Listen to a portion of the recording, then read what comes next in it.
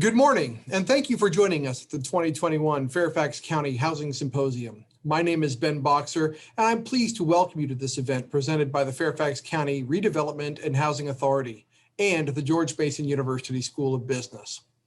As we all know, home plays a central role in every fundamental facet of our lives, and the preservation and creation of affordable homes requires a community-wide commitment to a common vision, which includes opportunity for all our residents to achieve their fullest potential. Today's event is representative of such collaboration, as we are pleased to be joined by elected and government officials, as well as distinguished leaders in the business, health, housing, education, and economic development industries. We are very excited for what will certainly be a value-packed day of forward-thinking and solutions-focused discussion. Before we get underway, we would like to extend our sincere thanks to our sponsors and partners at today's event, the Northern Virginia Association of Realtors and Virginia Housing. We are very appreciative to both of these organizations for their continued support in our efforts with respect to increasing the county's portfolio of affordable homes. During this session, we welcome questions from our attending audience. If you have any questions related to the discussion, or if you are having any technical issues with Zoom, submit them by using the Q&A icon on your screen. We will be answering attendee questions at the end of the session, and we'll try to address as many questions as we can in the time allotted. Without any further ado, I'm happy to introduce our first speakers of the morning. We will be pleased to hear first from Dr. Maury Piperl, Dean of the George Mason University School of Business.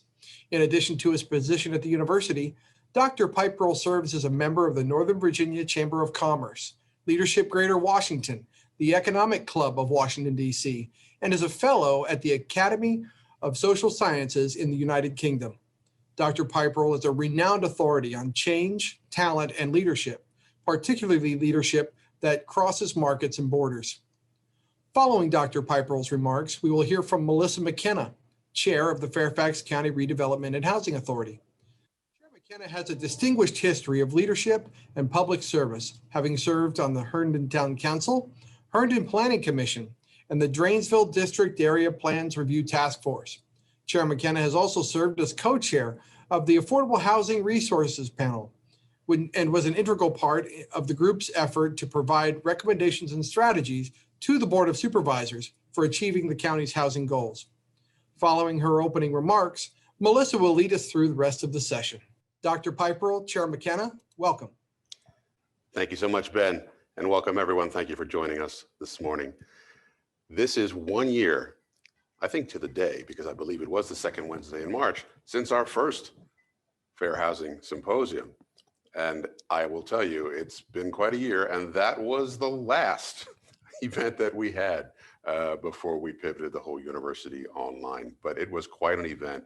Made a big impression on me and many other people that this is how you come together to really make a difference in the society. And what we aspire to at Mason is to be not only the developer of the talent pipeline, which is something that we keep growing, and you'll hear more from President Gregory Washington in the next hour, but also to be the convener of conversations around important issues for industries, for societies, and certainly for our region. So it's our pleasure and privilege to be co-hosting this symposium, and our Center for Real Estate Entrepreneurship, and you'll be hearing from Eric Marabojak later on, has been the most active part of our school in pulling together the industry and the government and local neighborhood side of housing. I want to thank Melissa Mckenna, whom you'll hear from in a moment, Chair of the Fairfax County Redevelopment and Housing Authority, Tom Fleetwood, Director of the Fairfax County Department of Housing and Community Development, for being our co-hosts for what is now, after a year, we can say, an annual event, and we do plan to continue and grow this very important convening. Thanks as well to the Virginia Housing and to Virginia Housing, to the Northern Virginia Association of Realtors for their sponsorship of our event. And of course, we're particularly pleased to thank and acknowledge for joining us this morning, Congressman Conley, who will give remarks shortly, and of course is in the middle of quite a lot of things going on at Capitol Hill. So we're really grateful for your time, Congressman. And Fairfax County Board Chairman Jeff Mckay, who was with us last year and really sort of got things moving. And then, of course, we were not able to reconvene until now. But welcome, Chairman Mckay. Thank you for being here.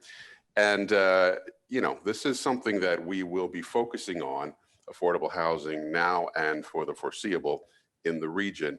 And we'll each of us be talking about why support for this issue is critical across the map, wherever you are, whatever role you play. I'm also on the board of the Greater Washington Board of Trade, and we also are very much concerned with fair housing. So we're supporting the goal of the Greater Washington area to produce more housing, particularly more affordable housing, to improve the quality of life for more and more of our citizens, and supporting our mission here at Mason of educational efforts for community impact, for making a difference, and for recognizing business as a force for greater good in society. Because one thing that we fundamentally believe in is the stakeholder model that says the role of business is to make a difference in the wider group of people whom it affects. That's fundamental to our belief at the School of Business, fundamental to our identity at George Mason, and I think fundamental to the health and prosperity of a successful society. So thank you all for being here. And it's my great pleasure to turn it over to the chair of the Fairfax County Redevelopment and Housing Authority, our friend, Melissa Mckenna. Thank you, Dr. Piperl. We're so glad to be partnered with you on this. And it is actually the third year of this event. It started out as a housing hackathon, which was near and dear to my heart as someone who works in information technology. And we were so grateful in its second year to join you into a bigger event. And somehow, even in this virtualized world, we're managing to make this an even bigger event. So we look forward to continuing to grow this together and really bring forth this important issue. As we came together to think about planning for this year's symposium, we really thought about how much had changed since that last time that we were all in person together at George Mason. That was absolutely the last thing that I did in a large group in person. And so it definitely stands out in my mind as a memory. But what's so important was how we were able to take this year and think about really what mattered. And I think you'll hear about that a lot today on the lessons that we've learned. And that's really how we framed the conversation for today. And so you'll find that we'll be focusing on really three pillars that really interact with housing. Thinking about family stability and education and how we really rise up our children and how we take care of one another. We'll be thinking about also how important housing is as part of the economy. And I'm really looking forward to that conversation. And it's important for us to realize that that idea of live, work, play that we talk about a lot applies to everyone. And then finally, we'll be looking at health and how important healthy communities are and why housing is such an important part of that and really can play into the outcomes for individuals. As we move through the conversation today, I do encourage you to ask questions and to think and to really take those big ideas that you have while you're listening and think about how we can move them forward.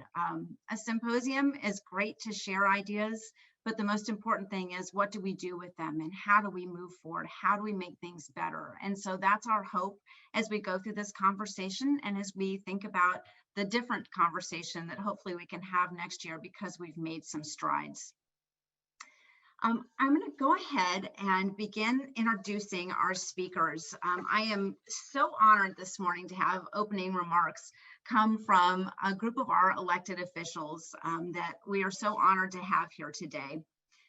We will be hearing first from Congressman Jerry Conley. Congressman Jerry Conley is serving his 7th term in the United States House of Representatives from the Virginia's 11th District, which includes Fairfax County, Prince William County, and the city of Fairfax in Northern Virginia. Prior to his election to Congress, he served 14 years on the Fairfax County Board of Supervisors, including 5 years as chairman. Throughout his career, protecting and growing Northern Virginia's economy has been his top priority. In Congress, he has played a key role in securing federal dollars for transportation improvements in Northern Virginia, including completion of the Fairfax County Parkway, widening the Prince William County Parkway, providing ongoing support for rail to Dulles, and securing the annual federal commitment of $150 million for the regional metro system. Congressman Conley is a senior member of the House Committee on Oversight and Reform and serves as the chairman of the Subcommittee on Government Operations. In his role, he is responsible for shaping government-wide policy for a broad range of issues, including federal workforce and federal agency oversight, federal procurement and information policy, national drug policy, regulatory reform, the United States Post Office, the United States Census Bureau, and the District of Columbia. Congressman Conley also serves on the House Committee on Foreign Affairs. Using his extensive background in foreign policy, including as a senior staff member on the Senate Foreign Relations Committee, he has become a leading voice on foreign assistance reform, war powers, embassy security, and democracy promotion abroad. Prior to his election to Congress, Congressman Conley served as chairman of the Board of Supervisors. He's earned a reputation as a pragmatic leader for his initiatives to expand affordable housing opportunities, reducing gang violence, promoting reusable energy, and advancing critical transportation improvements. During his tenure on the board, Fairfax was recognized as a best managed county. Congressman Conley received an MA in Public Administration from Harvard University, and he received a BA in Literature from Mary Knoll College in Illinois. He resides in Fairfax with his wife, Smitty, and has a daughter, Caitlin. Congressman Conley, we are so honored to have you today and welcome your introductory comments.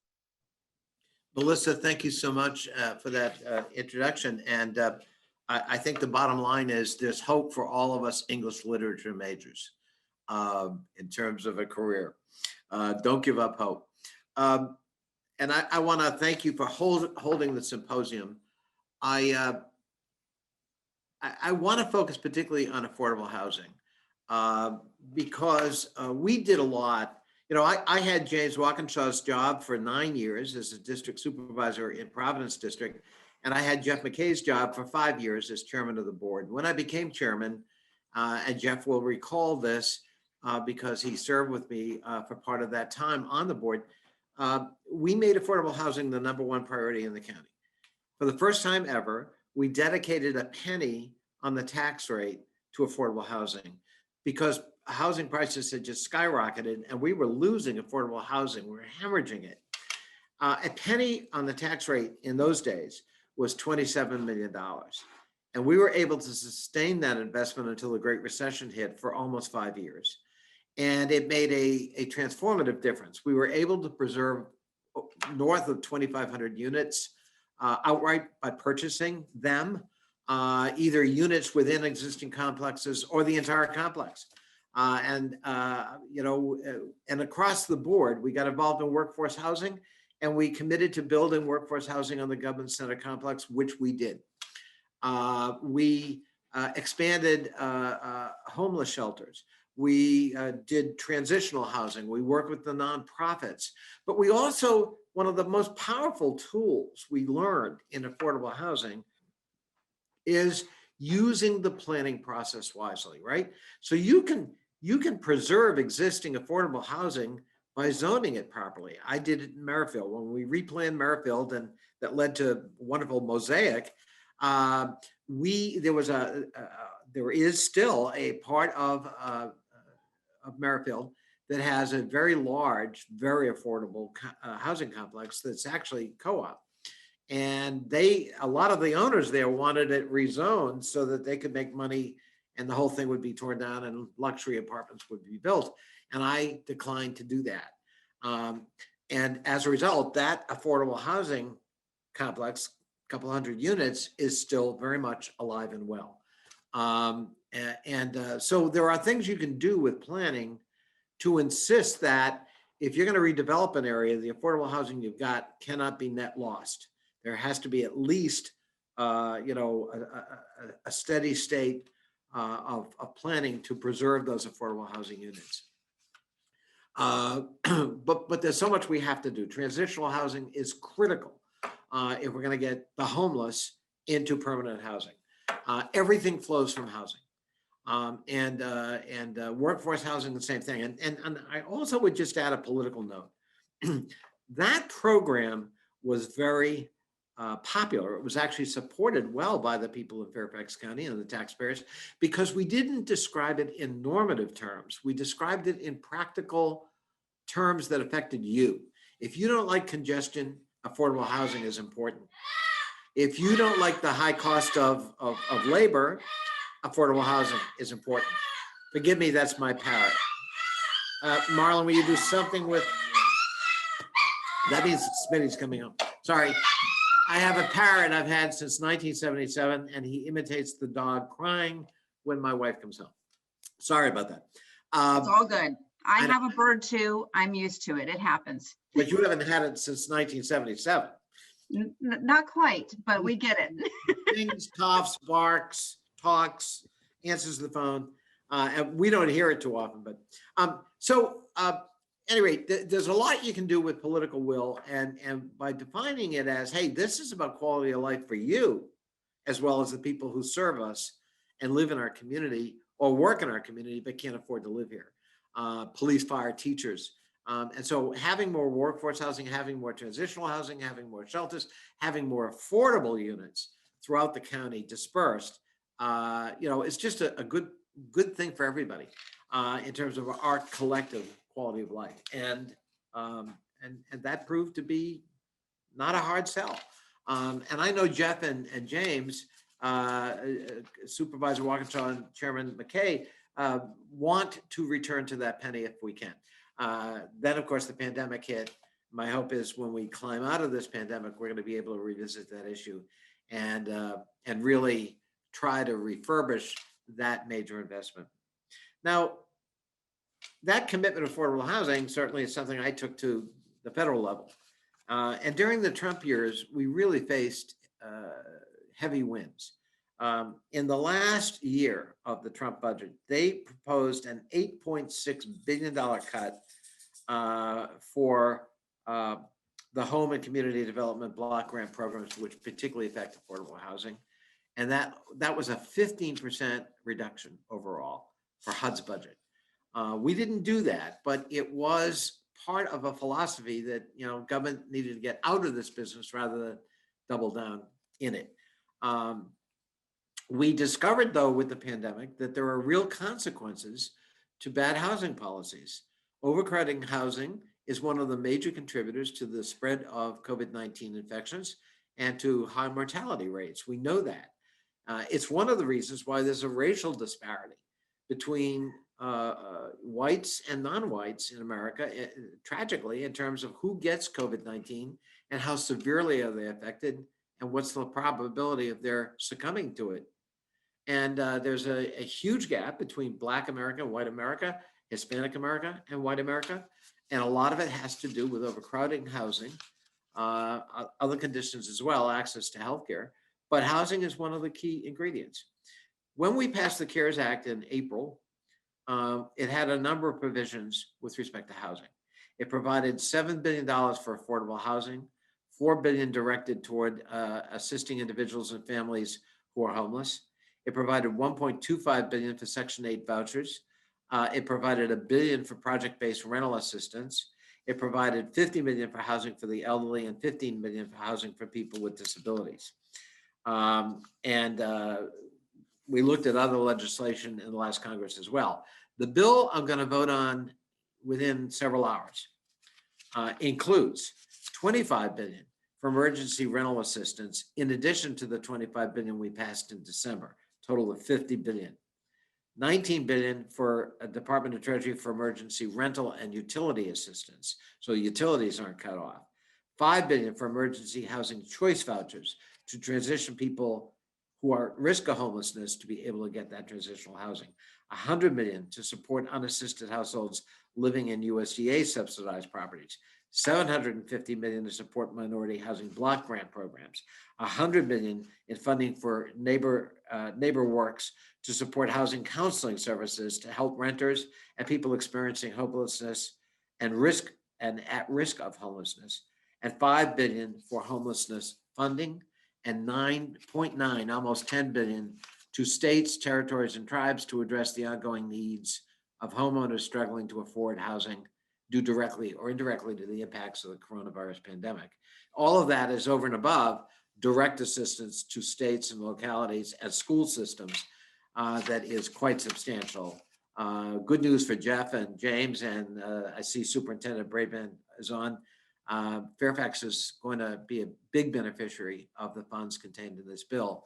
I would say Fairfax is probably going to get close, somewhere around 200 million, maybe more, directly to the county government, and that money will be good, by the way, through 2024 with very little restrictions.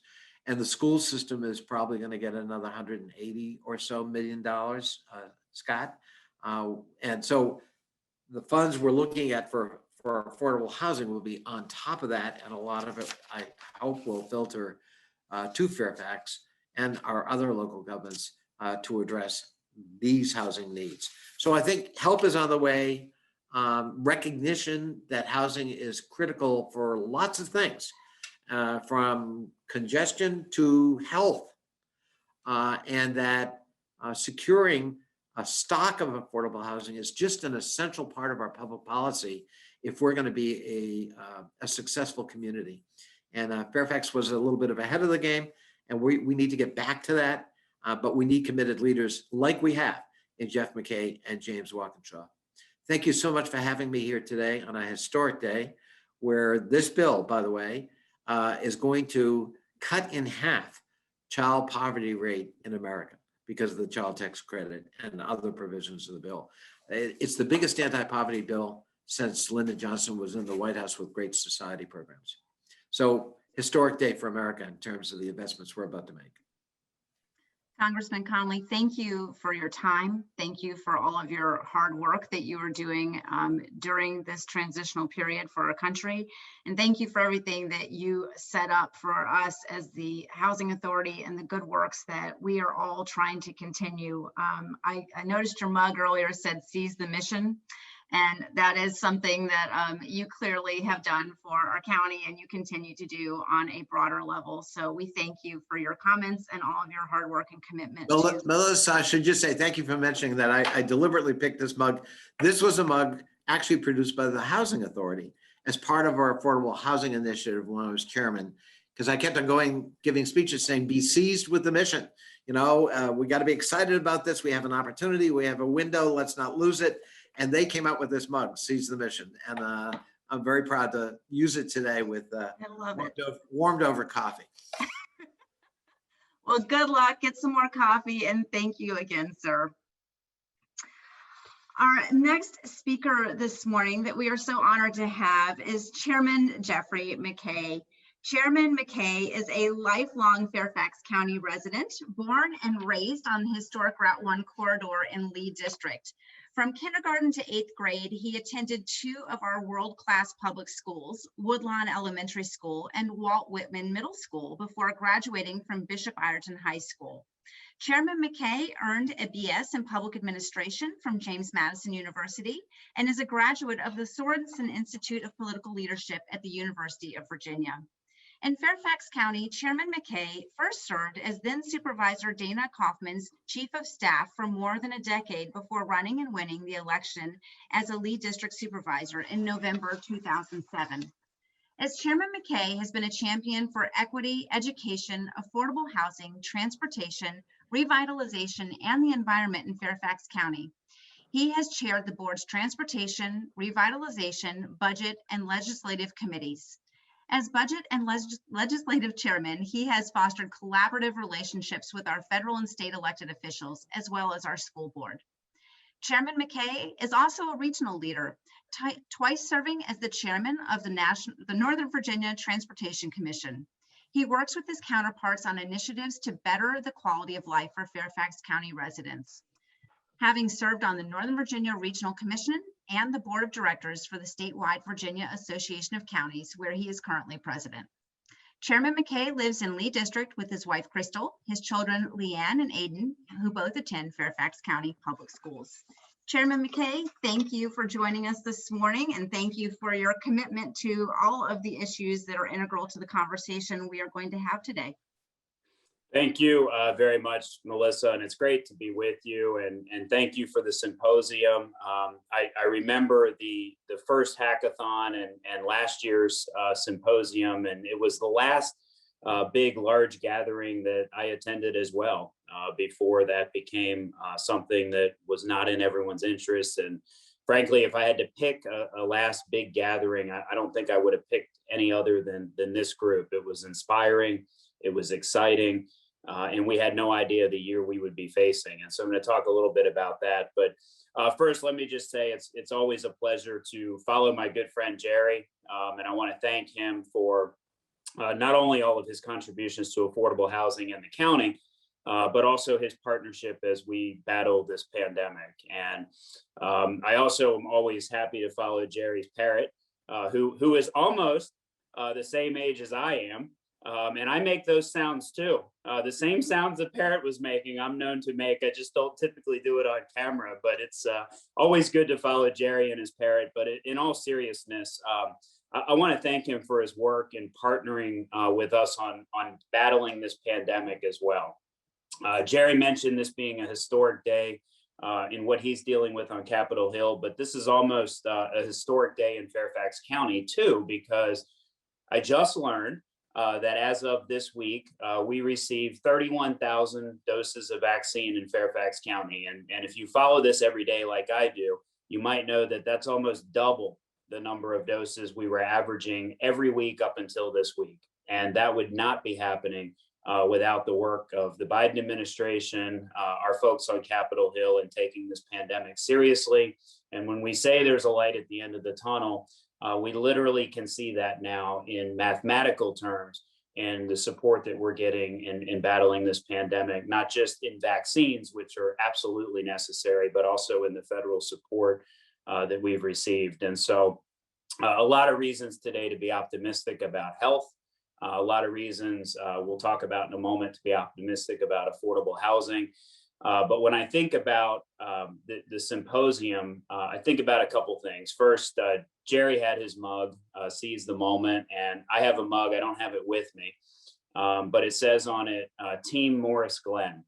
And that's my affordable housing reminder mug. For those of you who know me and have heard this before, I really got involved in politics through my grandmother, who was a strong affordable housing and advocate for the senior community in Fairfax County. And there is an affordable housing development in Lee District called Morris Glen, named after my grandmother, Dorothea Morris, for her work in advocating for affordable housing. And when I drive by that development almost daily on my way to the government center, I get this constant reminder, not only of the importance of affordable housing, but how personal that has been for me and my family, and the moral calling that I have to continue to build upon a legacy that I'm very proud of. And so, personally, this hits me and as a very important area in the county that we need to continue to strive forward on. But I looked at your agenda, and it really combines some really important things. This is not just an affordable housing symposium. This is a symposium about how affordable housing is integral to economic development, to building equity in a way that we haven't seen in the past, in an intentional way. Community health, which couldn't be more important right now as we are battling this pandemic, and education. I mean, these are the most fundamentally important, interconnected things that make for a quality community. And putting all of those things together under the umbrella of affordable housing, in my mind, is integral in not just educating our public, as Jerry mentioned before, about why affordable housing is important to everyone, not just tenants, but everyone, not just families who need it, but every family in the county, and why these things all link together. And so I really appreciate how you've brought those subjects together today under the umbrella of affordable housing. And I know that's how I think about it every day. And we need to make sure our community thinks about it in those terms. And that helps broaden the appeal and the support in the community for affordable housing. All of you know that we have set a countywide housing strategic plan goal of 5,000 new affordable housing units. I am pleased to say that there's not been a board meeting that I've presided over where there hasn't been affordable housing discussion in the last year. And when I look back at what our board has committed to, especially in light of the fact that we've had our financial and health challenges over the last year, we have been unrelenting in our commitment to affordable housing. And over the last fiscal year, this Board of Supervisors has closed or on financing or built 1,000 new affordable units in Fairfax County in 1 year. And in fact, if you look at the pipeline of future projects as we move forward, including some actions we just took yesterday at the Board of Supervisors, you'll see that our current opportunities that are either already approved or well on their way to being approved could yield 2,000 affordable units alone. And think about that in the context of our larger goal. That's 2,000 units, and this Board of Supervisors has been in session for 13 months. You can see that we are well on our way to exceeding the 5,000 unit floor and hopefully setting our sights more on the 15,000 unit overall goal that we have. And it's absolutely essential that we use every tool in our toolbox at the county level. And that means, Jerry mentioned this earlier, that means not only looking at new developments, but looking at housing preservation, looking at the way in which we do zoning, looking at how we use our current assets, and how we make sure that we build affordable housing or we preserve affordable housing, expand affordable housing in every corner of the county. And this has really been a linchpin of my advocacy. I represented, as you noted, Lee District for 12 years. I grew up on the Route 1 corridor. Affordable housing has been a part of my life since day one. But I realized that in some parts of the county, that's not the case. And that's not acceptable. If we are to be one Fairfax and we are to be focused on equity, we need to make sure that equity extends to housing opportunities for people in all corners of the county. It's in our economic interest to do that. It's in our environmental interest to do that. It's in our health interest to do that. And we have to be intentional about that, which is why our One Fairfax policy and how it relates to affordable housing becomes so important. You know, as we talk about this pandemic that we're in, I think all of us have noticed that we have new heroes in our community. We thought about affordable housing. You know, there were always phrases that many of us would use about affordable housing for our teachers and first responders and folks that work for the county. And obviously, those are all heroes every day that we have. And I think they've shined in a way this year that we've never seen before. But we've also seen these new heroes emerge, folks that really are integral to the day-to-day operations of Fairfax County and its residents. And these are the people that drive our transit buses, work in our grocery stores, work in frontline health department positions, vaccinating our folks, delivery truck drivers, the people who have really been seen in a different way as a result of this pandemic than they have ever seen before. These new heroes. And these new heroes also struggle to be able to afford to live in Fairfax County. And we owe it to ourselves now more than ever to focus how important they are to our society, how important they are to our community, how important it is for them to be able to live in a place where they work that is affordable. And so these new heroes, I hope, inspire us all to continue to advocate for affordable housing. And when I look at where we've been through this last year, I mentioned some of the successes we've had with new affordable units coming online, but I would be remiss if I did not talk a little bit about some of the emergency services that we've put in place.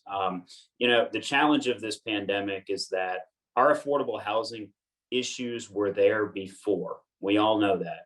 And the pandemic and its economic impact on people, frankly, could cause us to see an explosion of demand and need for affordable housing if we don't put in the effort and the energy to help people through this challenging economic time. The numbers of folks who would need affordable housing would almost seem insurmountable. And so what we do to keep people in their housing, especially during a pandemic, is so vitally important. And we've been able to move the needle on both of these subjects, keeping people in affordable housing, creating new affordable housing opportunities.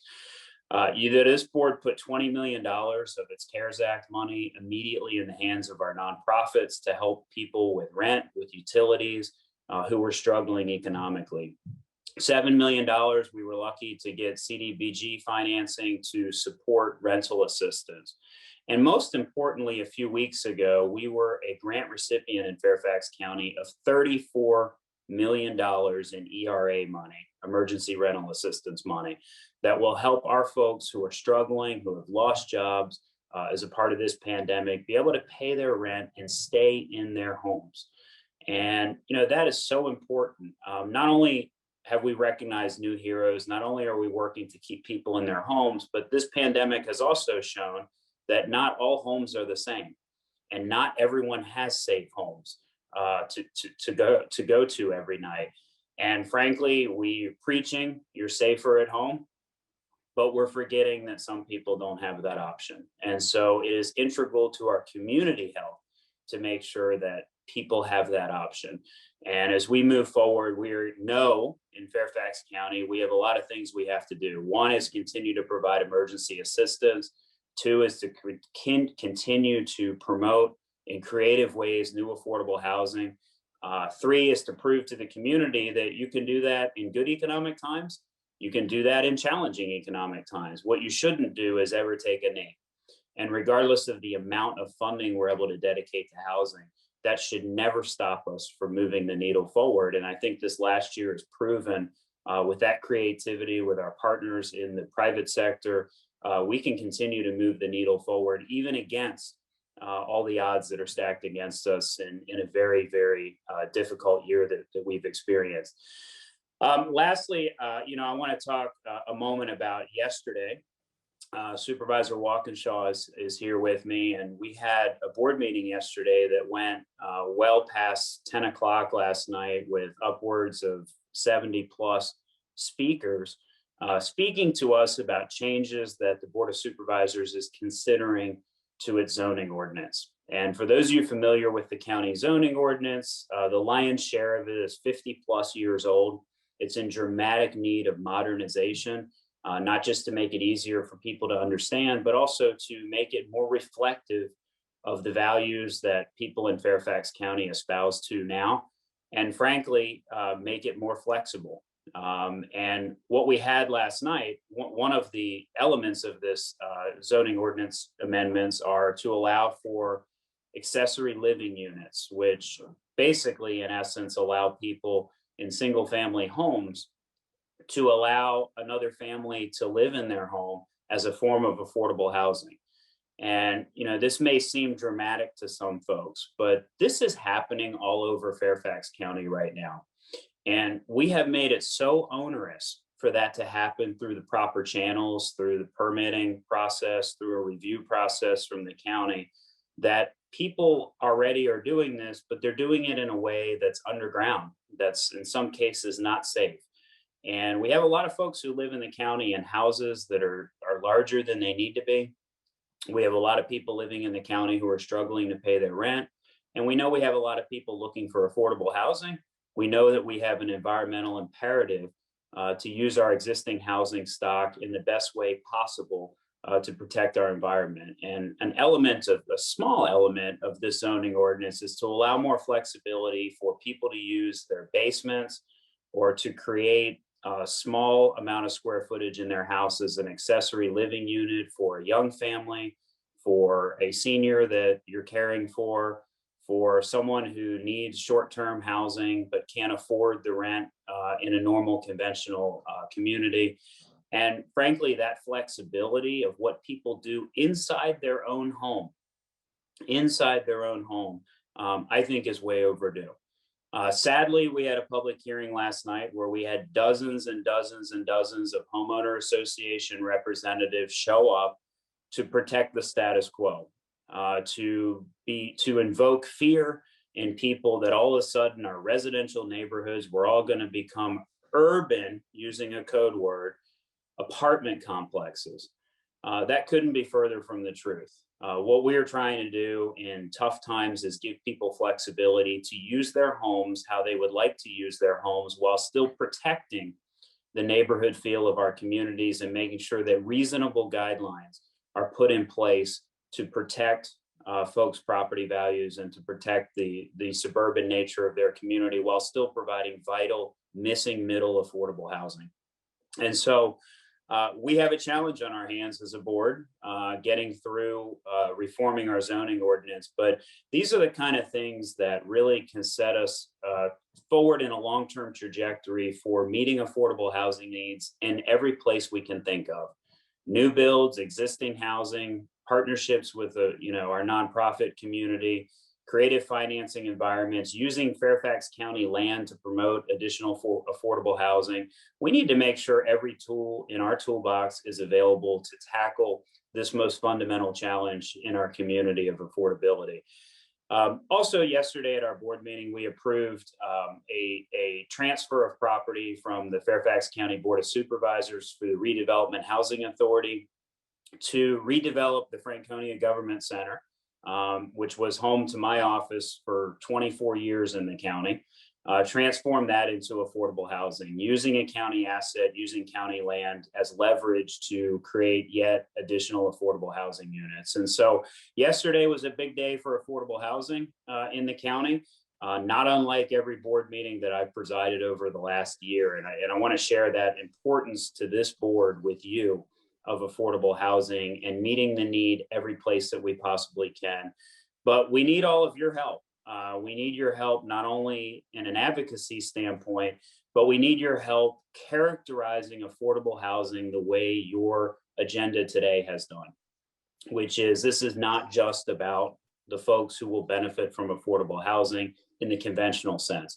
This is about how every single person in Fairfax County benefits from affordable housing, whether it's economic development, which impacts us all favorably, whether it's living in an equitable society, which is consistent with our One Fairfax policy in Fairfax County to do that with intentionality, whether it's to protect community health, especially in the midst of a pandemic, or whether it's to promote educational opportunities for all people in the county and understand how that relates back to the need for affordable housing.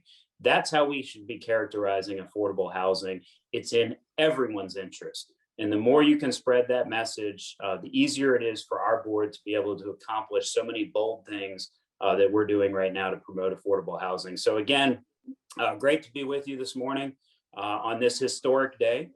As the Congressman mentioned, let's all stay optimistic, continue to fight this pandemic together, and do our part to build a more equitable Fairfax County. Thank you. Chairman Mckay, thank you so much for your remarks. And I thought it would be appropriate just to take a moment and tell you thank you for the partnership that we have always had as the FCRHA in the county to find solutions and to be creative. And I wanted to take a moment as well to say thank you to the staff of both the FCRHA, HCD, and the county for the work that they do to really help make these things happen. The staff have been critical on working on an effort to provide the Board of Supervisors with some policy recommendations for creative and sustainable preservation of existing affordable homes. And this task force, which I was a co-chair of, has been meeting since October. We're finally now presenting to all of the supervisors and really look forward to bringing this formally to the board in April. And I want to thank everyone who supported that effort, because there's a lot of work for us to do still, and it's going to require creativity like that which you alluded to. So thank you, sir. Thank you, Melissa, and thank you for saying that. We have an amazing, amazing staff, as you said, at RHA, but throughout the county, and many of the initiatives I just mentioned, including thinking about our zoning staff and their relationship to affordable housing. This is a countywide issue. We have amazing staff all working together on our behalf, so I appreciate you mentioning that. That was one of the, absolutely, that's one of the best parts about this task force, the collaboration there. So, all right. Moving forward, Supervisor Walkinshaw. Supervisor, James Walkinshaw was born and raised in Northern Virginia and has devoted his career to ensuring that our community remains a great place to live, work, and raise a family. During more than a decade of service as Chief of Staff to Congressman Jerry Conley, Supervisor Walkinshaw oversaw all aspects of the Congressman's office and served as his chief advisor on a host of issues, working closely with state and local officials. He is currently serving his first term representing the Braddock District on the Fairfax County Board of Supervisors. James and his wife Yvette live in Ravensworth Farms neighborhood. Supervisor Walkinshaw graduated from New York University with a Bachelor of Arts degree in 2005.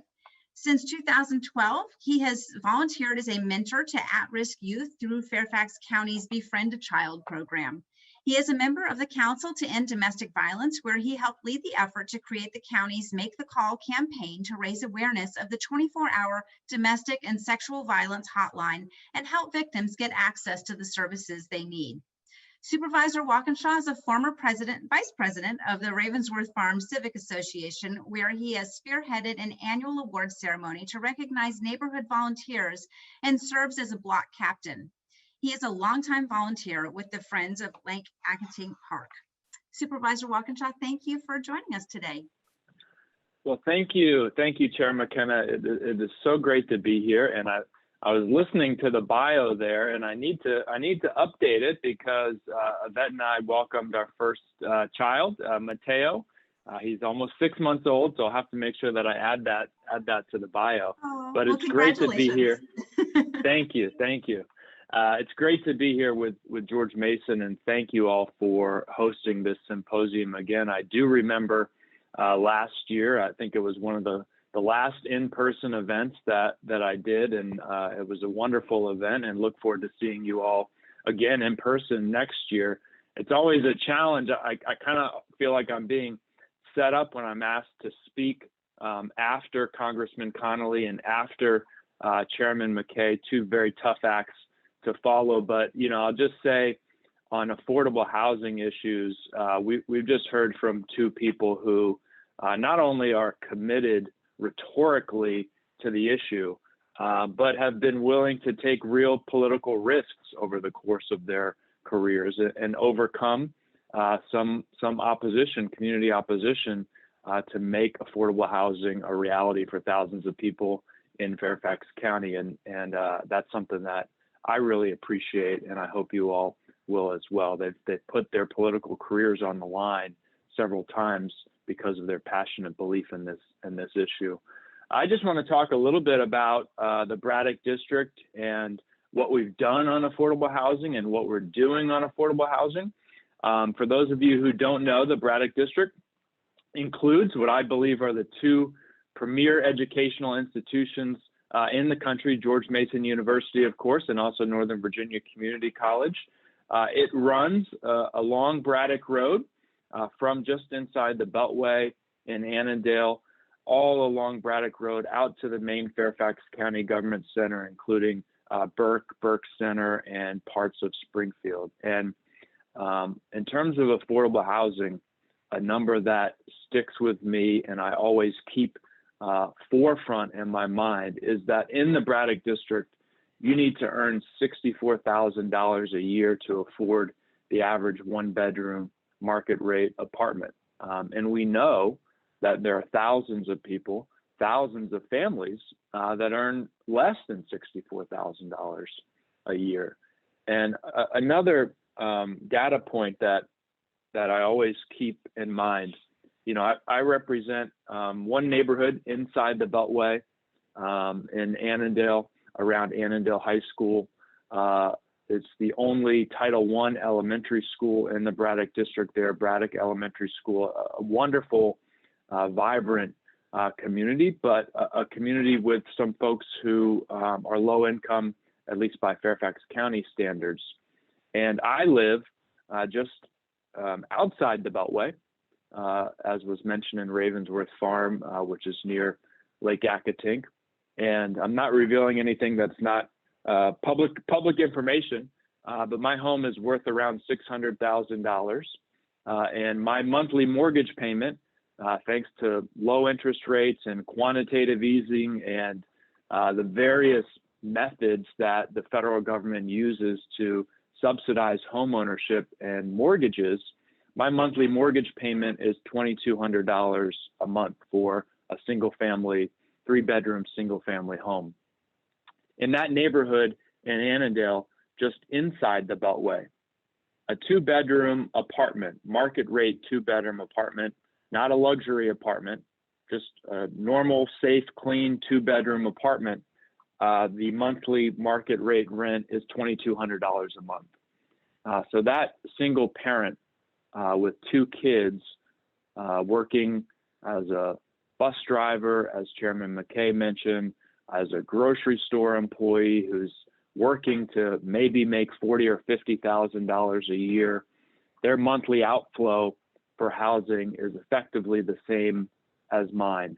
And I'm building wealth each and every year. And I think that fact, that reality of high housing costs demonstrates why inequality perpetuates and grows. And I think that's one of the things that we're here today to discuss how to address. The Braddock District epitomizes the post-war suburban ideal. It is predominantly leafy suburban neighborhoods, beautiful neighborhoods, for the most part, single family homes, not the type of place where you would expect to see leadership and some real innovative things happening in terms of affordable housing. But if you dig a little bit deeper into the Braddock District, we actually have an incredibly rich history of providing diverse housing options, and we're building on that history really aggressively right now. And Reston, which I'm sure you all have heard of, is Fairfax's most famous planned residential community. And planned residential communities, or PRCs, have a special status in our zoning ordinance and serve a special purpose. And the purpose of PRCs was to allow greater flexibility in development by removing a lot of the restrictions of conventional zoning, including allowing for a mix of housing types and a mix of affordability levels. And Reston is famous for that, correctly. But very few people at this meeting, maybe only Chairman Mckay and a couple others, know that 2 of Fairfax County's 3 PRCs are actually in the Braddock District, Burke Center and Cardinal Forest. And in both of those communities, you'll find density levels that are higher than typical in suburbs. You'll find housing types, a mix of housing types in the same neighborhoods, and you'll find inclusionary zoning. We were doing inclusionary zoning in the Braddock District long before it was cool, with the affordable options mixed in with market rate options.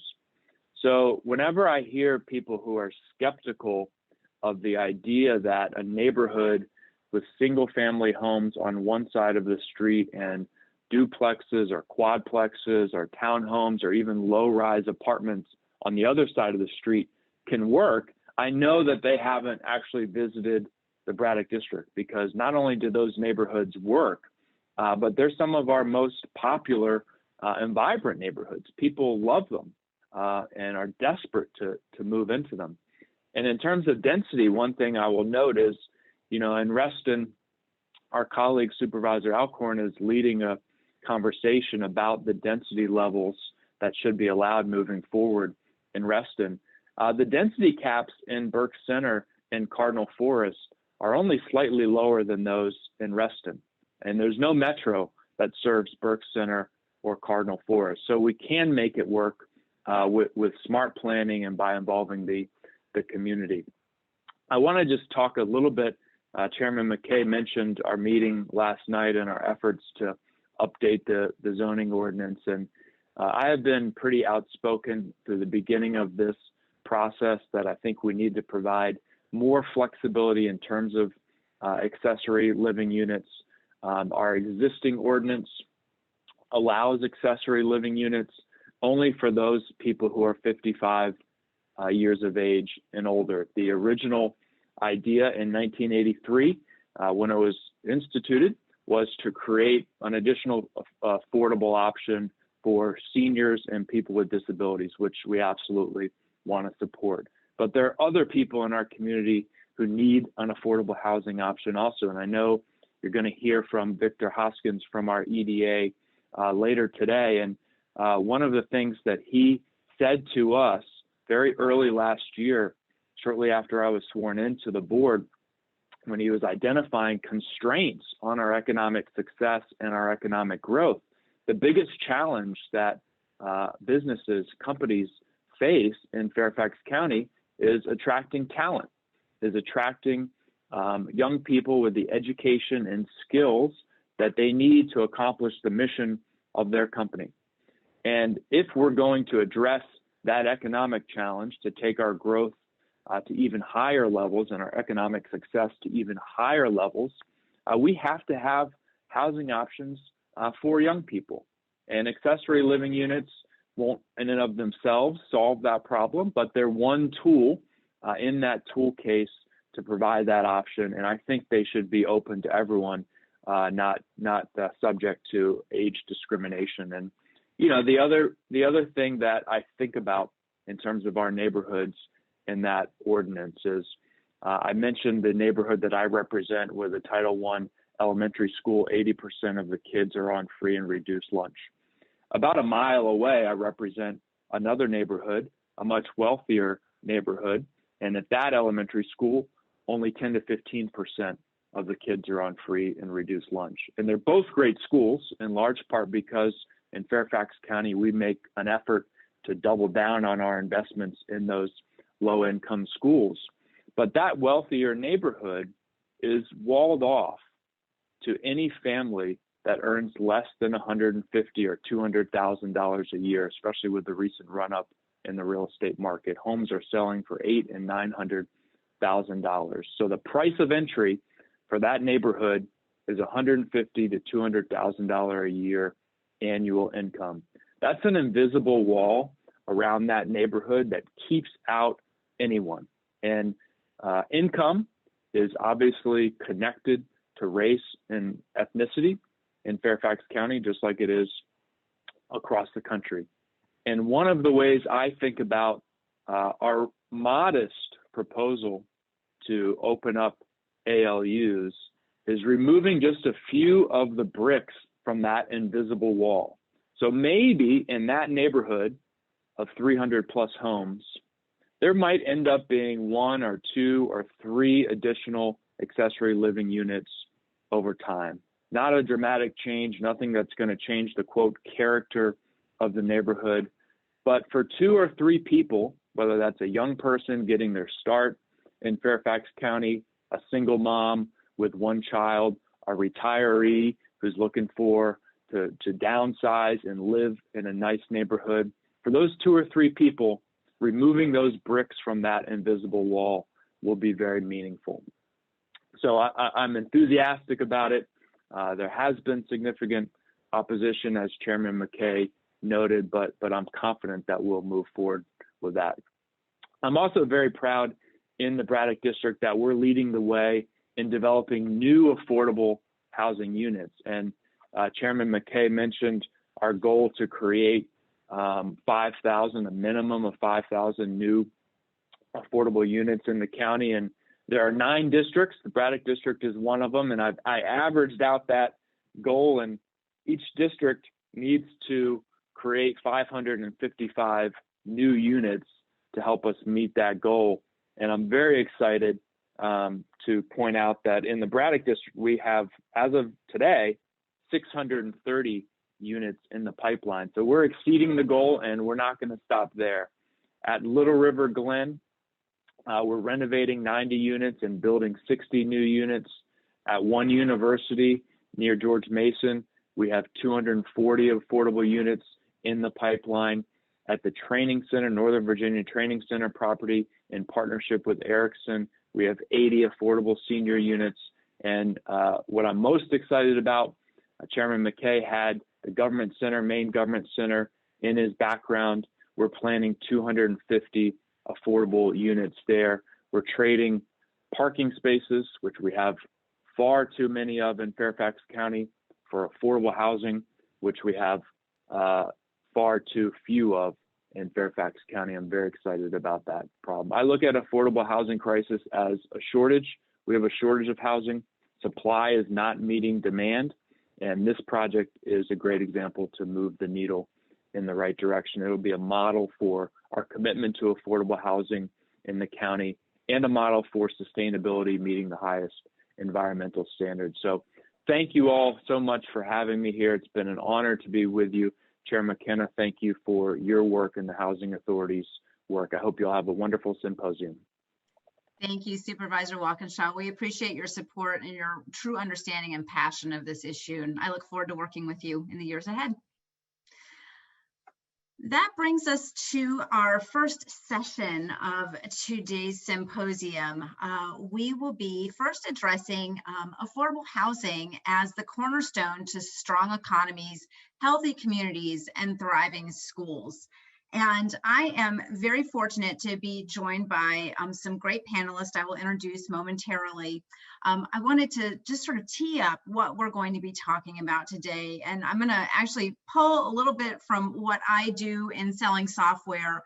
And really what we do in my product that I sell is we look for ways to connect silos that exist in enterprises. And so that's what I feel like we're going to get to talk about today and introduce within this topic, and then dive into more deeply in the afternoon. And so we'll be thinking about why housing is a critical foundation to foster health in the community, to improve educational outcomes, and to strengthen the vibrancy of our economy. The pandemic really has highlighted the intersection of a lot of these fields for us, and really where we need to find those seams and better connect where we can be stronger together in these areas. And the other thing that I think we cannot ignore are where inequities in our community have to be addressed through collaboration in all of these areas. So what we're going to do is I'm going to introduce each of our speakers and give them a few minutes to talk about the things that I just laid forth from their seat in the theater, and then we'll come together as a group to discuss where we might be able to find those connections.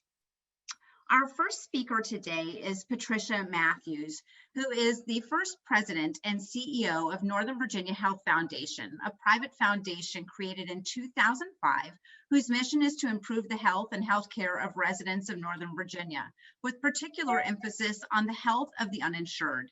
In addition to grant making, Ms. Matthews' role at the foundation includes developing coalitions and collaboratives. She has been instrumental in creating and supporting the Northern Virginia Health Services Coalition, the first multi-jurisdictional coalition of primary care safety net providers in Northern Virginia. She has also been a guiding force behind the creation of the Northern Virginia Oral Health Safety Net Coalition.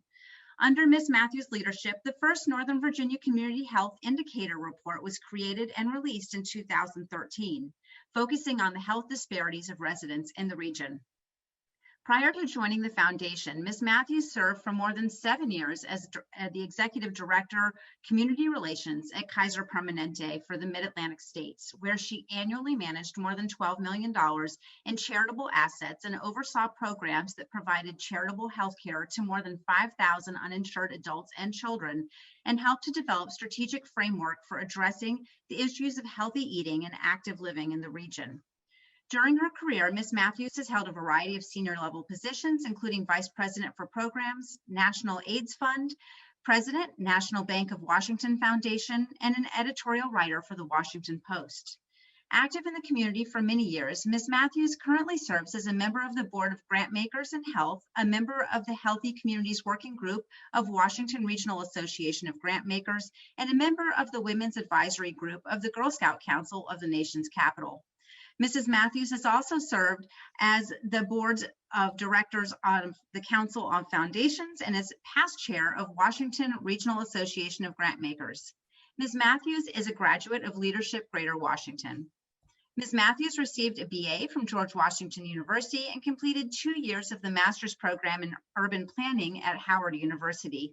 She's a graduate of the Advanced Leadership Program at the Keenan Flagler School of Business at the University of North Carolina, Chapel Hill. Ms. Matthews, thank you so much for joining us today. I look forward to your comments. Good morning. Thank you so much, Melissa. And thank you for including me in this most important discussion. I'm here to give some perspective on housing and health. As Melissa has said, housing is critical to having a healthy community. But before talking about housing, let me provide some context for the rest of my remarks. As you all know, Fairfax County ranks among the healthiest counties in the nation. But when you look more closely, significant variations can be seen. For example, life expectancy, which is how long a newborn is expected to live, varies by 12 years, depending on where you live in Fairfax County. For example, it is 78 years in parts of Centerville, Annandale, and the Route 1 corridor. It's 89 years in neighborhoods near Reston Town Center and Tyson's Corner. There are other startling disparities, and some exist across the street from one another. For example, in Chantilly, in 2 census tracts on either side of Poplar Tree Road, one tract has household income of more than $200,000, while the one directly across the street from it has household income of $70,000. In the wealthier tract, 3% had renter-occupied housing, while in the other tract, 40% of housing was renter-occupied. Many of you know the Northern Virginia Health Foundation has commissioned Virginia Commonwealth University Center on Society and Health to analyze health and other inequities in Northern Virginia on a census tract level. That granular analysis is essential to understanding the inequities in our region. Zip codes are often large and mask the disparities within them. Census tracts allow us to see and understand challenges at the community level. When talking about health and housing, I want to be quite clear. I am not just talking about clinical care. Many of you probably know 80% of what makes you healthy is not related to whether you have a primary care physician, whether you have health insurance, or whether you even have great genes. All of those are important factors, but they are only 20% of what makes you healthy. The 80% are what some call the social determinants of health. I call them the social determinants of life. Those factors include housing, education, level of income, race and ethnicity, and transportation. That is why, when I think about health and housing, I think about healthy communities. And that requires me, and in fact, I think all of us, to look at each of the factors that are in the social determinants of life and contribute to healthy communities. We must continue to increase the amount of affordable housing, no question about it. We must also acknowledge that the notion of what is affordable has changed over the years. Given the increase of housing costs in Fairfax County, especially over the past 10 years, many people are finding it increasingly difficult to work and live in the county. You all know that. When we think of healthy communities, we also need to understand the importance of a living wage so that residents can afford to live in the county. And we need to ensure that all communities have opportunities for sidewalks, street lights, parks, recreation, and other physical environmental factors that will allow children and adults to be safe, to exercise and play out of doors. And we need to look clearly at the inequities by race and ethnicity. We cannot assume that addressing affordable housing will resolve racial inequities in the county. It will not. Finally, we all know that the pandemic has put health and housing inequities into sharp relief. The inequities that have been there for years have gotten much greater visibility. We've got to address not just recovering, that is to say, where we were in 2019, but moving forward. As we are responding to the pandemic and thinking about our future, we need to continue to keep healthy communities in the forefront of our thinking. Health of the public requires it. Thank you so much. Thank you so much, Ms. Matthews. I really appreciate your comments and look forward to following up on them. Our second member of our panel today is Victor Hoskins. Victor joined Fairfax County's Economic Development Authority as president and CEO in 2019. Previously, he was the director of Arlington Economic Development since 2015. In that role, he's most known for leading the team that successfully attracted HQ2 for Amazon in Arlington County, a deal that will bring between 25,000 and 37,850 Amazon jobs to Arlington, stimulate creation of another 75,000 jobs in the Washington region, and generate between $3.2 and $4.8 billion in revenue for the Commonwealth of Virginia. Under Mr. Hoskins' leadership, Arlington County also successfully implemented an innovation strategy that moved it toward technology and private sector commercialization. Other successes in Arlington include Nestle, Grant Thornton, Lidl, MasterCard, Deloitte, PBS, and O-Power Oracle. Previously, Mr. Hoskins worked in private real estate investment on Wall Street. He also served as deputy mayor of economic development for the District of Columbia, during which time he led the turnaround of the district's economy and projects such as the Wharf and City Center. During his career, his work has resulted in almost 375,000 jobs and has led the teams that negotiated more than 700 major business deals, resulting in billions of dollars in private investment. Since he arrived at FCEDA, Hoskins has received the 2019 Ronald Kirby Award for Collaborative Leadership from the Metropolitan Washington Council of Governments. Virginia Business Magazine named him one of the 100 people to meet in 2020, and the Washington Business Journal included him in its Power 100 class of 2019.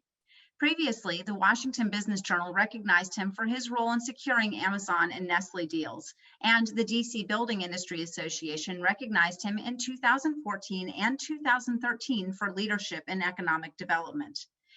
Mr. Hoskins holds a master's degree in city planning from the Massachusetts Institute of Technology and a bachelor's degree with honors from Dartmouth College. Mr. Hoskins, thank you so much for joining us today. Melissa, thank you so much for that kind introduction.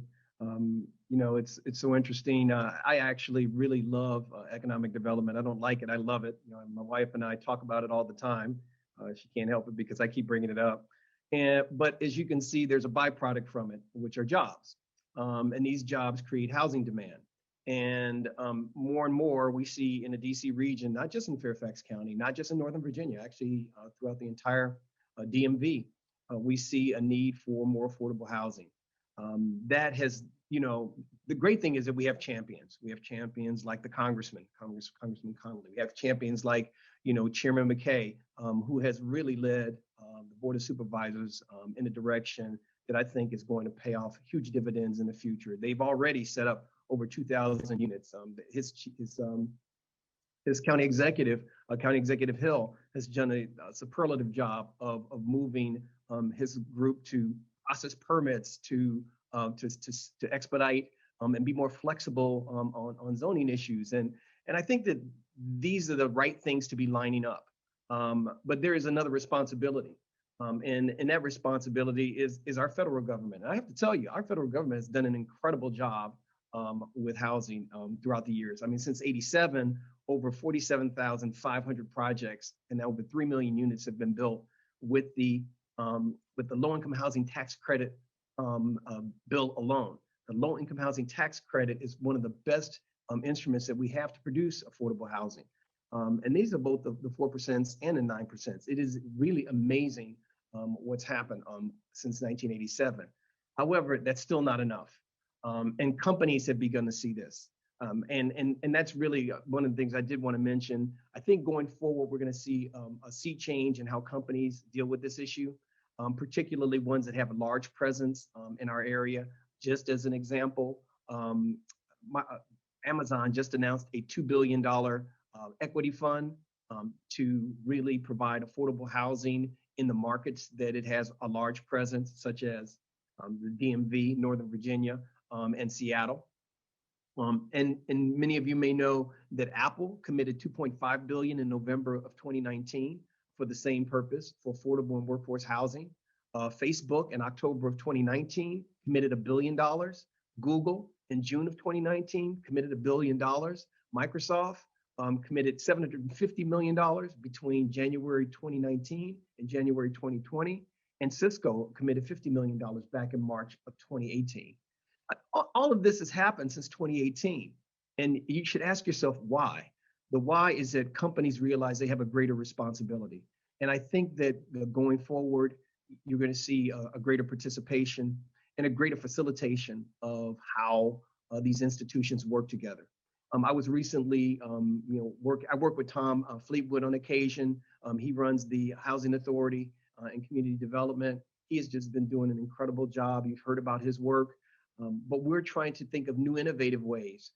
I've been working with him on bringing multifamily housing investors that aren't in this region to this region to produce more product in the affordable category. And I think that looking at these problems differently will make a huge difference. And we're also talking to Fannie Mae and Amazon about how we can utilize their resources to really scale up development of affordable housing in Fairfax County, but not just in Fairfax County, actually throughout the region. And with that, Melissa, I'll turn it back over to you. Thank you, sir. Appreciate your remarks. Moving on, I would like to introduce Dr. Scott Braybrand. Dr. Braybrand was appointed in 2017 as the Superintendent of Fairfax County School Board. Dr. Braybrand oversees day-to-day operations in the 10th largest district in the United States that includes 198 schools and centers, 189,000 students, and 24,000 employees. Fairfax County Public Schools has more than 27 million square feet of school building and office space, including 153 Energy Star certified schools, more than any other school system in the country. Before becoming the superintendent of FCPS, Dr. Braybrand spent 5 years as superintendent of Lynchburg City Schools. In Lynchburg, he oversaw increases in the Virginia Standards of Learning pass rates in math and reading and in the graduation rate, particularly for economically disadvantaged students and for Black students. During his tenure, Lynchburg City Schools saw its funding transfer increase for 5 consecutive years after 5 previous years of flat or declining transfers. In 2017, he was named Region 5 Superintendent of the Year by the Virginia Association of School Superintendents. Braybrand began his career in Fairfax County Public Schools as a social studies teacher at Herndon High School, a career changer who was inspired by doing volunteer work in the schools. During his time at Herndon, he founded the Model United Nations Club, mentored new teachers, and proposed a new teacher education initiative and redesigned the county's U.S. and Virginia government program of studies to align with new state and national standards. He also served as an assistant principal at Herndon High and an associate principal at Lake Braddock Secondary School before being named principal of Fairfax High School in 2005. Under his guidance, the achievement gap for Hispanic students in English and math SOL tests was eliminated, and enrollment in AP classes at Fairfax High increased 54% during a 3-year period. In collaboration with the City of Fairfax School Board and Superintendent, Braybrand worked to increase the staff development budget by $80,000 to support new instructional programs and teacher and staff development and mentoring. In 2009, Dr. Braybrand was promoted to Cluster Assistant Superintendent, where he was responsible for 29 schools and more than 22,000 students, and provided collaborative leadership for 27 principals and administrators. Under his guidance, 4 of the cluster's 6 Title I schools that were in state sanction for reading and math had those sanctions lifted, and the remaining 2 schools posted gains in reading and math on SOL tests. Dr. Braybrand developed a cluster strategic plan to increase student academic achievement in every school and site based on the implementation of professional learning communities, and was charged with overseeing the Priority Schools Initiative designed to increase academic achievement in 30 lower performing schools. Dr. Braybrand is a graduate of Georgetown University's School of Foreign Service, where he earned a Bachelor of Science degree. He earned a master's degree in education from George Washington University and an education specialist certification from Virginia Tech. Dr. Braybrand completed his doctorate in educational administration as part of Virginia Tech's Educational Leadership and Policy Studies program. Dr. Braybrand, welcome. Thanks, Melissa. Thanks for having me. And it's great to be on this panel. First of all, I really appreciate the invitation. And it's great to see Ms. Matthews and Mr. Hoskins. It's been a long time since we've gotten to be together face to face since the pandemic. Great to see you and hear your remarks. And I look forward to hearing from Dr. Washington. I know we've gotten to chat a little bit. You've had the fun, Dr. Washington, of arriving in this region in the midst of a pandemic. And I am just amazed at the leadership challenges that you have met and exceeded already at George Mason in your short tenure. So it's an honor to just be on this panel with such distinguished folks. I want to just make a couple of quick points and then get to some of the higher range discussion. Obviously, affordable housing is huge because we're in the talent business. Fairfax County is developing talent. And to develop the talent in kids, we've got to have the talent in the area to teach the kids. And the only way we're going to be able to do that is to have affordable housing for our middle class. For our middle class, our teachers are middle class workers. And what we have happening is, and we have to be careful, is that we're not creating conditions for our middle class to have to go farther and farther out to live. We want them to work in Fairfax, to live in Fairfax, to really create even more economic development like Mr. Hoskins is talking about. Here's one of the slides. I only have one slide, just a nugget. 30% of our instructional and non-instructional staff, 30% live outside of Fairfax. And when those folks live outside of Fairfax, let's particularly talk about our teachers. As they spend more years with us and they settle down and decide to have families, they then get pulled into the school district and school systems of where they live. And then that's where we face challenges in getting to continue to retain that staff. In fact, one of the things the school board did over the last several years, we were most behind in compensation at the middle tier. And teachers were leaving us to go to other divisions. We've got to continue to provide not just compensation, which I know remains a priority of our Board of Supervisors and our school board, but we also have to make sure the cost of living is reasonable here in Fairfax, and we need affordable housing. One of the things that wasn't able to get done for this symposium, but we're working on and look forward to sharing a little bit more, just as I was asked to bring on this panel, is doing an overlay of our really our school regional districts and school boundaries and where affordable housing is. If we want quality teachers in every one of our schools, we've got to make sure we have affordable housing for them. And maybe some of you are going, wow, affordable housing really for teachers?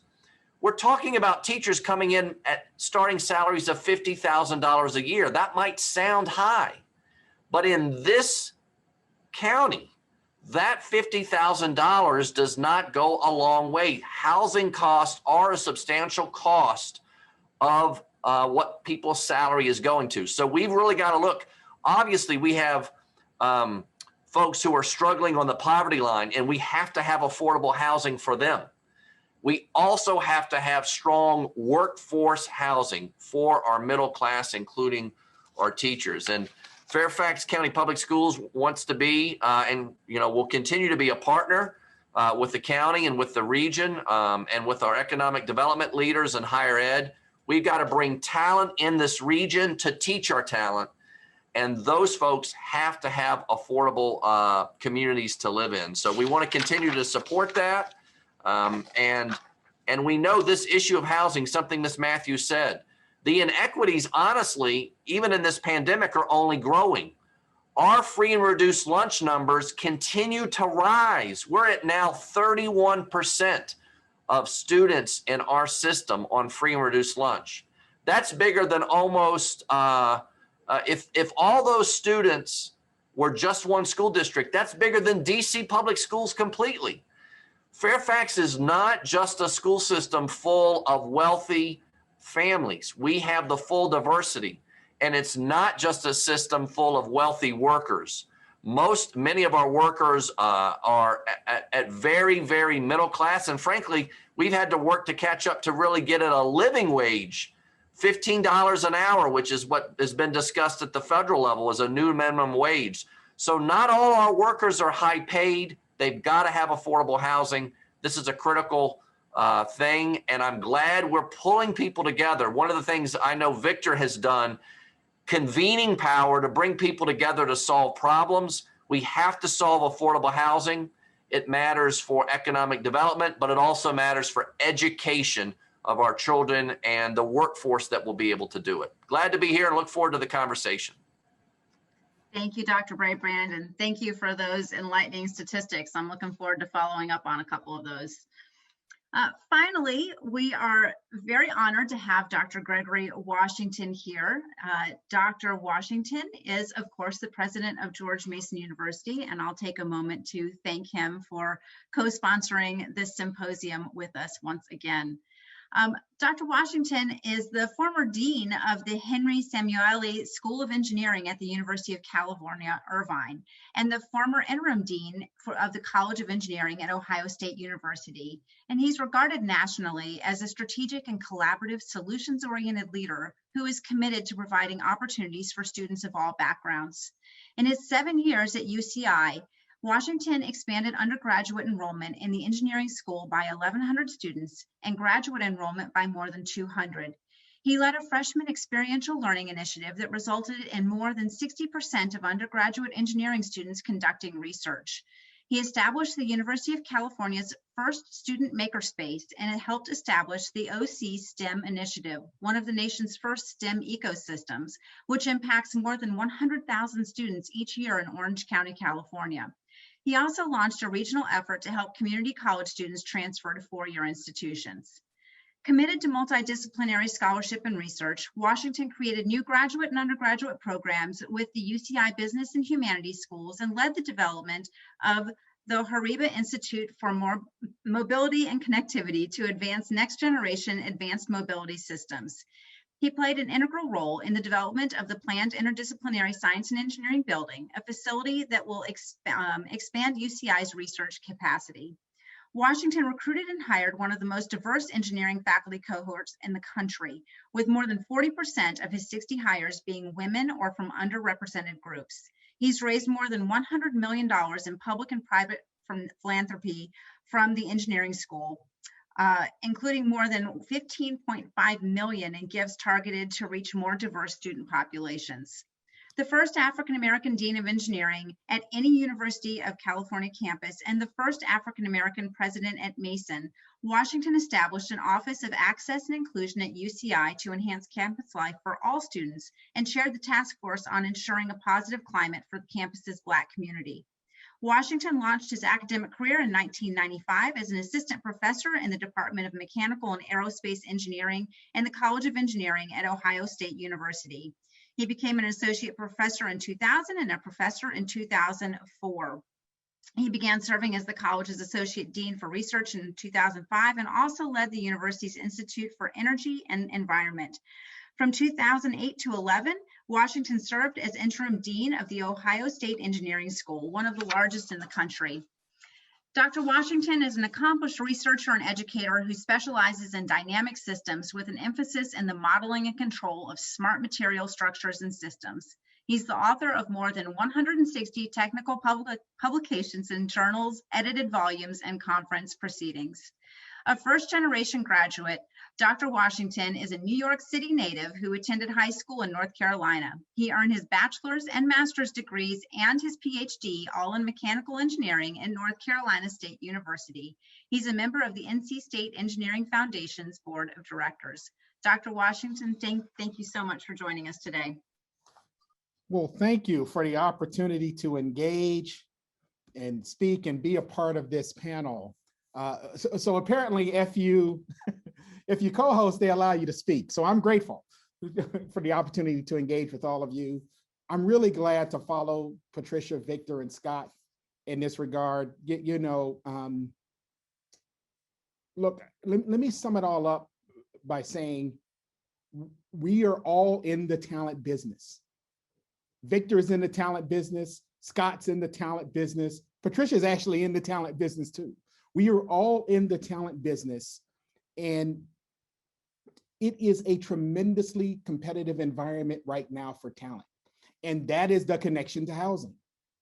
Let me put it in perspective. Victor gave you some numbers of the companies that have been moving here and the needs that they have and the work that he's doing in this space.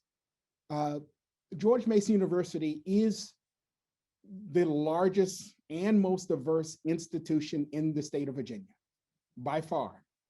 Okay, I have more than 6,000 Latinx students, more than 5,500 African-American students, and I have more than 40,000 students now overall. We're one of the largest institutions in this area. People don't realize the scale in which Mason has grown to over the last 5 years. We will have more than 10,500 graduates this year. More than 10,500 graduates this year, and more than half of them, well over 5,000 graduates, will be in sciences, technology, and business. They're STEM and business grads. 70% of them will reside in the DMV, the highest percentage of any institution in this state that actually reside here in Northern Virginia. These are our citizens. And every year for the last 3 or 4 years, we've been putting out in excess of 10,000 students per year, each year. Those students have to find jobs here, and they've been extraordinarily successful across the spectrum. While I mentioned that those jobs are, that we do have a lot of science and technology grads, we also produce a lot of education grads as well.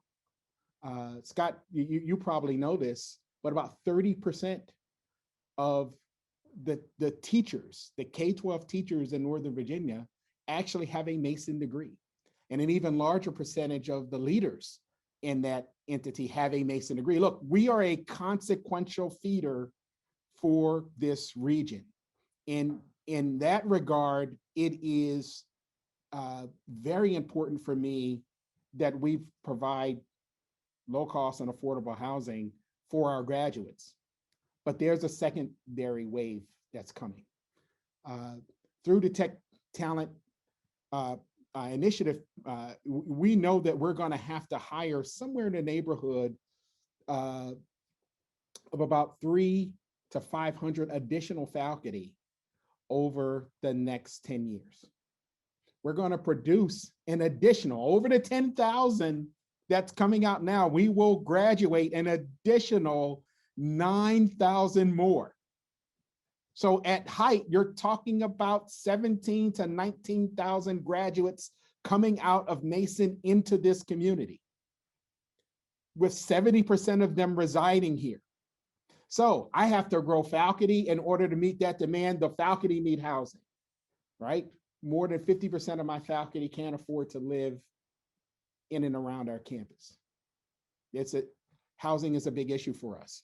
So Scott, I echo your challenges. We see them. my faculty make a little more than 50 grand. But if you heard the talk before this panel, that you're talking hundreds, in the low hundreds to 150,000 to afford a house, a reasonable house in this community. And so, which is a little bit out of the price range of our younger, our senior faculty can handle that, but some of our younger faculty, which will be the large bulk of the hires we'll be making, will not be able to pay that. And so they will have to live in the outskirts and then commute in. Why is this a problem for us? Because I don't think we realize the competitive nature of the environment in which we, in the environments in which we have to manage. There is no guarantee that those graduates have to stay in this region. And what we are seeing is that companies are now realizing that we are a net producer of talent, primarily because of the growth of Mason, right? So Northern Virginia is a net producer of talent. And what you're starting to see is not only companies come here to engage with that talent, you're also starting now to see more companies recruit that talent out of here to other parts of the state. No other institution in the state puts more than 50% of their graduates in Northern Virginia. We're at 70%. And I predict that if we can't solve the housing challenge, that number will decrease over time as other communities outside of this DMV area, outside of Northern Virginia, become more attractive to our graduates just because their cost of living is better. And it goes back to where we started with Patricia. There's an ecosystem that's needed to provide a healthy lifestyle for our people, and housing is at the core of it. So look, I'm going to stop there and open it up for any questions or concerns, but I will tell you that this is a big driver and a big issue for us. Thank you, Dr. Washington. You definitely provided even more enlightening comments there. And I already see lots of questions coming in from our audience, so keep them coming. I am going to start out with one question that we had, and really just to sort of start to think holistically about this. And I'm just going to pose questions to all of you. Feel free to jump in. As we reflect over the past year, we all know there have been so many powerful disruptors out there in terms of how we do business and live our lives. As you think about the future, hopefully with the pandemic behind us soon, what does it look like from your seat in the theater, and what changes must occur among our collective professions to get the types of housing in place that you've talked about? Well, look, I will tell you that for our graduates, and what we're seeing now is that the pandemic is actually making it much more flexible for you to be anywhere you want and work other places. Large number of our students are getting jobs where there's no residency requirement in the cities where the jobs exist, all right? Or when there is a residency requirement, it's sporadic. It's 1 week a month, it's a couple of times a week. And so what that means is that they have greater freedom and flexibility on where they can live. And to me, that's going to cause a shift in how, in terms of where people choose to take jobs and where they choose to reside after taking them, right? In one sense, if they take a job in Northern Virginia and then decide that they're going to live in Southwestern Virginia, it's a great thing for Virginia, right? If they take a job in Northern Virginia and decide they're going to live in West Virginia, not so good, right? West Virginia, many places in West Virginia are actually closer, and the cost of living is comparable to what we see in Southwest Virginia. So I don't know where the mechanisms are going to fall out, but my crystal ball says that flexibility is going to be the mantra going forward. We can't have what just happened to us and have an outcome where we go back to what we were pre-pandemic. Some things will look the same, but the change is going to be noticeable and dramatic. And I think we're going to be able to see it in the workforce significantly. Dr. Washington, I think you just, we're barking up Victor's tree. Victor, I saw you nodding your head. What do you think? Well, it's interesting. There's so much in flux right now. We primarily work with office tenants. Part of that's because of the price of land in our jurisdiction, but also because of the evolution of actually the entire Northern Virginia economy. If you were here in the 1940s and 1950s, we were probably more on the side of manufacturing, some form of production, defense related. Our government workers in Northern Virginia have shrunk from 30+% down to around 15%. So we're really a service economy. So that's where our head is every day. We're dealing with that, and of course on the talent question. But the reason I'm bringing that up is that we have been hearing from our tenants and our property owners, and we've been hearing, and we've actually been reviewing a lot of studies, and we do have a market intelligence unit. But as best we can see, there's probably going to be a shift in how people actually experience work. One of the key things is the change in telecommuting. There are estimates that telework will go from 10% to 20%. Some people were saying, 80, 90%. Well, that's unrealistic, probably not going to happen. You lose your culture. If you're a young worker, how are you going to get promoted if you never meet anybody in the office? I mean, it really doesn't really work for younger workers. Probably for the older workers, probably works better. They're already in a position that they want. They probably live a little further out. They don't want to take that long commute. So you have this kind of doubling of this telework, this 100% telework. And we're a technology workers, so that's probably more evident in our field anyway. But then there's probably a 40% that will be in the office all the time, and another 40% that will be hybrid. So you got this 20-40-40, setup that they're saying right now is going to happen. I got to be honest with you, I do not know how you maintain your culture without meeting your people. I don't know how you collaborate. There's been a drop in collaboration. And that affects productivity. And there's now a drop in productivity from people working at home. Part of the reason is because they don't have the appropriate setup. Part of the reason is because you have to schedule everything. There's no random running into you by the water fountain. If you look at companies like Google, listen to this. About 20 years ago, Google had, I'm not going to say the consulting firm, had a top consulting firm analyze the patterns and production of creativity and innovation in their office. And what they did was they concluded that they needed the maximum amount of collisions between diverse disciplines in order to get the greatest innovation. That was like groundbreaking, and that's how they've operated, which means that a designer of a circuit may be sitting right next to a graphic artist. And that's so that they can have these collisions. Well, you can't do that on Zoom. You can't do that on this medium. And also this medium is very exhausting. Say all you want about how great it is exhausting.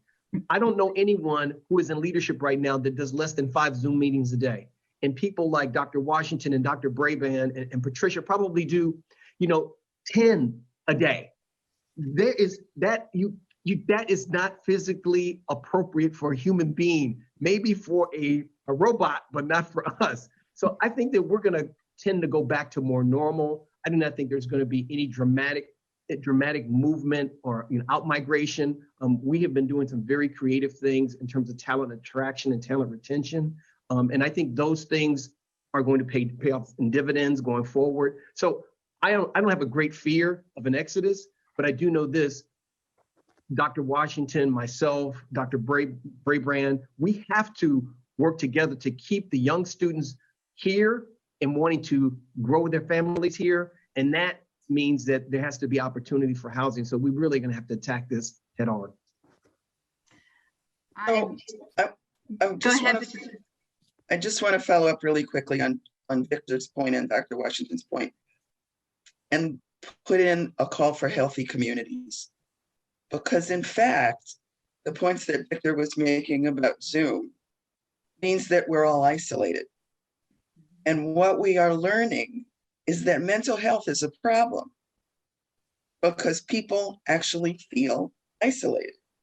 You can't create community on Zoom. We've learned that in the nonprofit sector.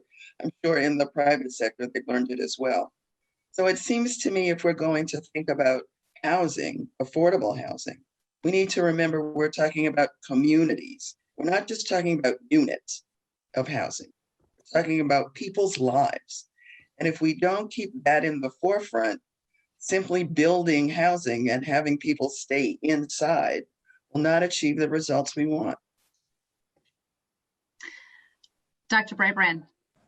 Just Melissa, a couple of quick comments. Great comments from the panel. Just some of your things, more of the public-private partnerships. I know Mason created faculty housing and the demand was off the roof. There was a wait list for it. How do we do more of that? Mason housing, FCPS housing. We've got to have more workforce housing. Again, I know I said we're working on that map. Where do we have a lot of it and we need to market it more? Where do we not have it and look to find parcels where we can build on it close to centers? I do think, like Victor said, there was some overblown notion that everything's going to go telework, but I think we are going to have, and he says 40, 40, 20, and I believe what Victor says. It's like E.F. Hutton, if he speaks and says it, I think it's probably going to happen.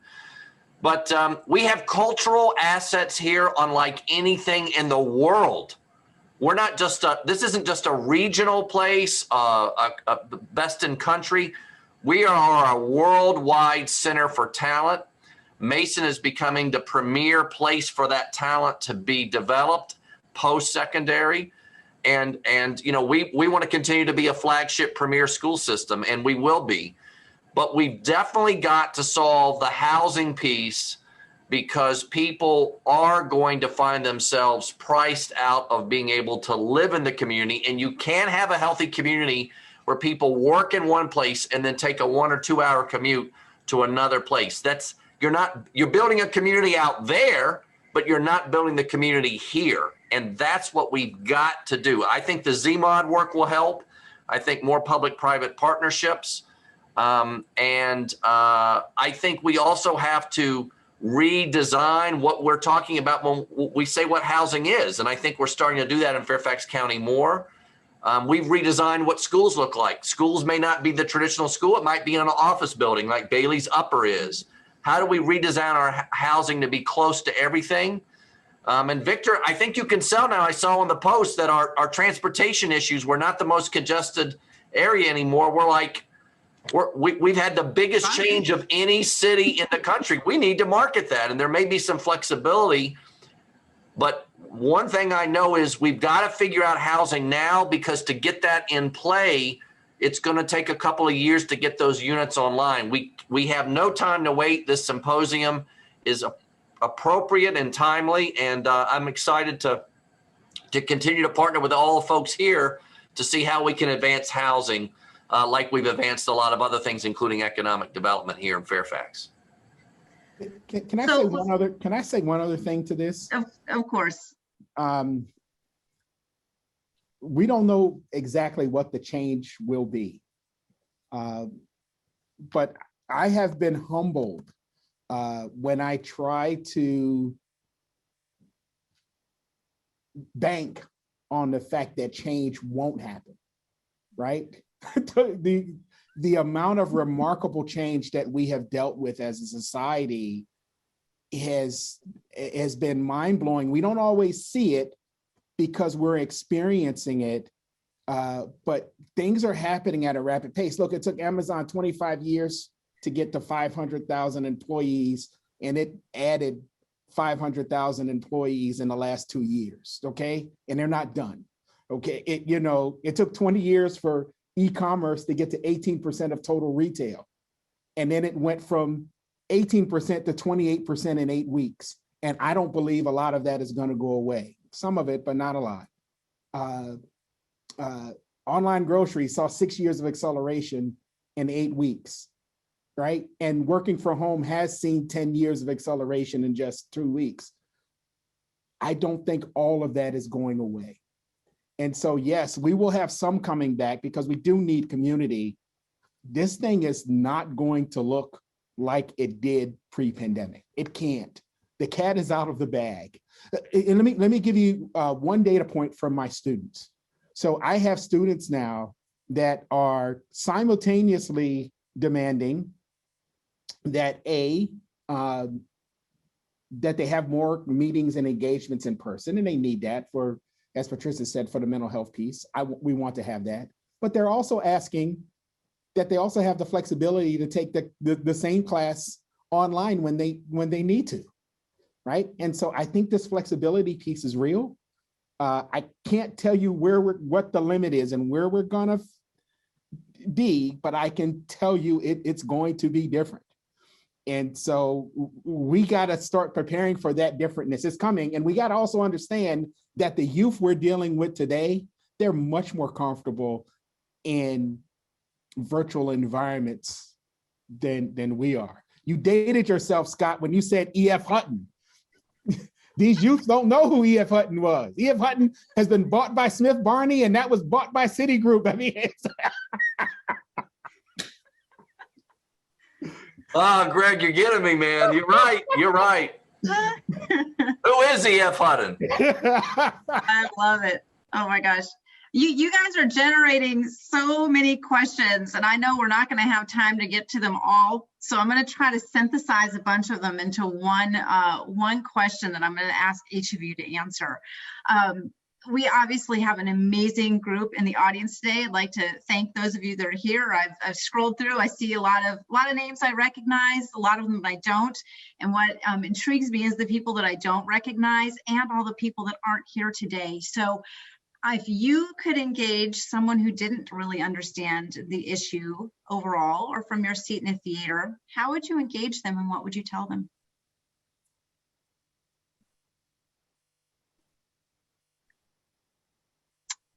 I threw a big one at you, huh? Mm-hmm.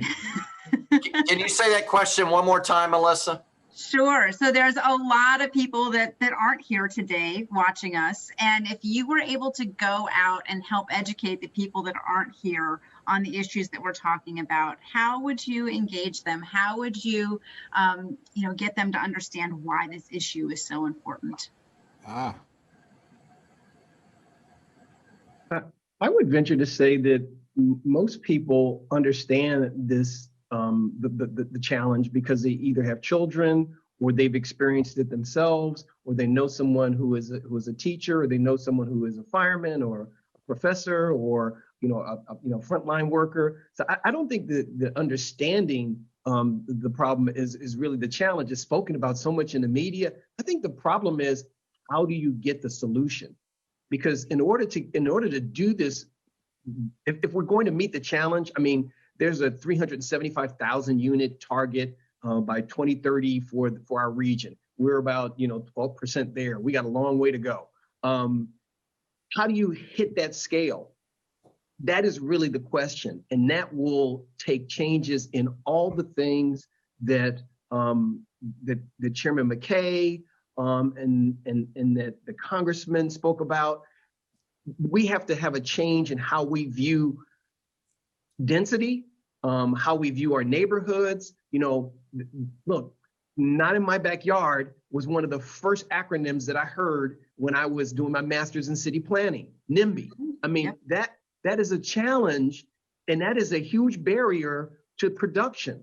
When you stop production, you raise price. It's microeconomics. It's the United States. We're a capitalist society. So you shorten the supply, and then you have a high demand, you increase the price. There's no other change to that.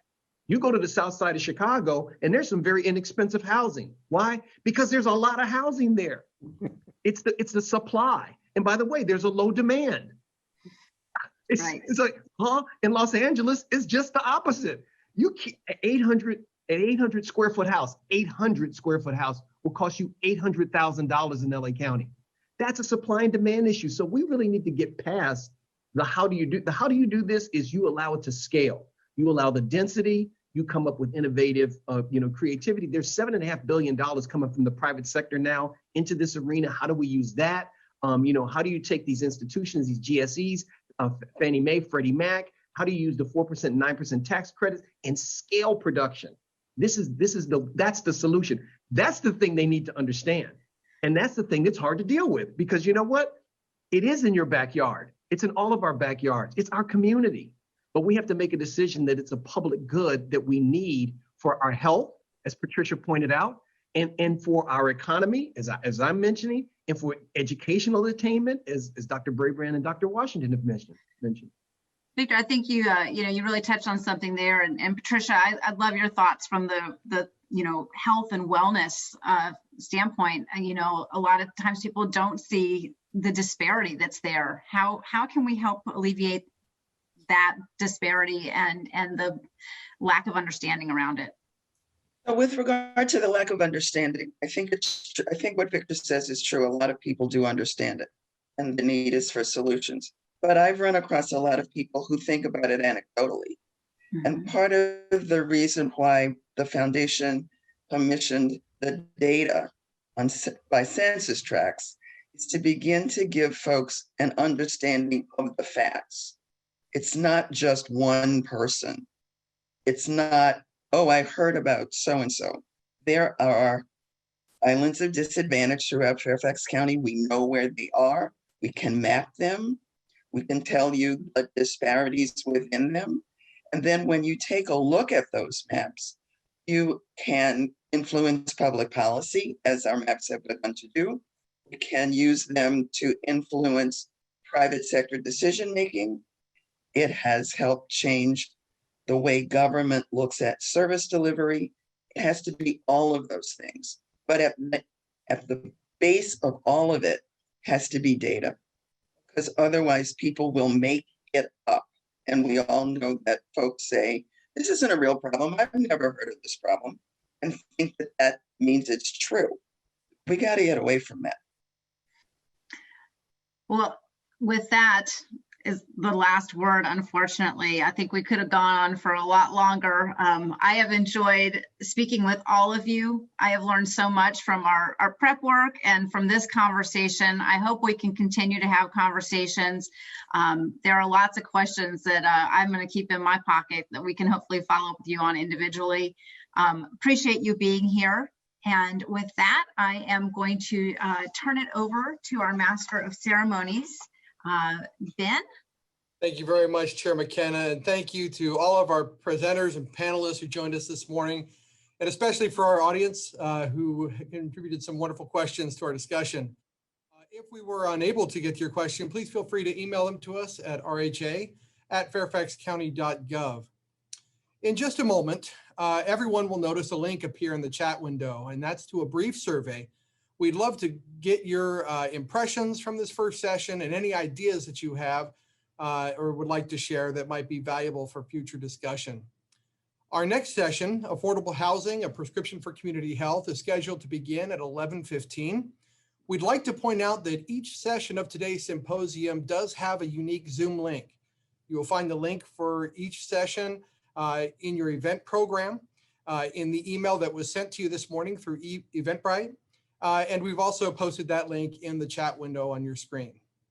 As we do head to break, we invite you to view the following messages from our sponsors. We want to thank you again for joining us this morning, and we will see you at 11:15 in our session 2.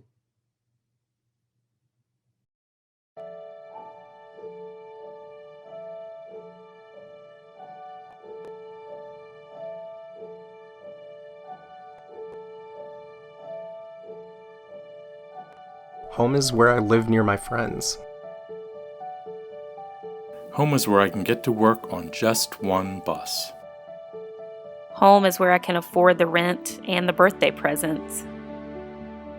Home is where the kids can play outside. Home is a dinner table and a family around it.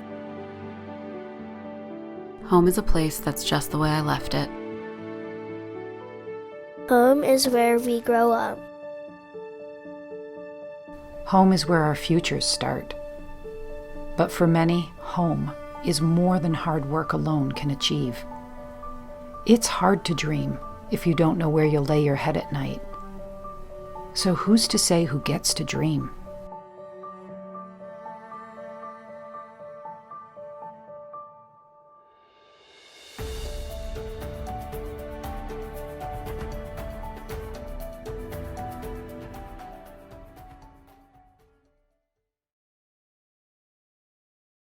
Hi, I'm Ryan Mclaughlin, CEO of the Northern Virginia Association of Realtors. Our organization represents over 12,000 real estate professionals in the Northern Virginia and Metro DC region. Housing the residents of the community is what our Realtor members do. Our members devote themselves to helping people make Northern Virginia their home. We understand that secure, sustainable housing for all is the foundation of a thriving community. And we know that homeownership brings substantial social benefits for families and communities.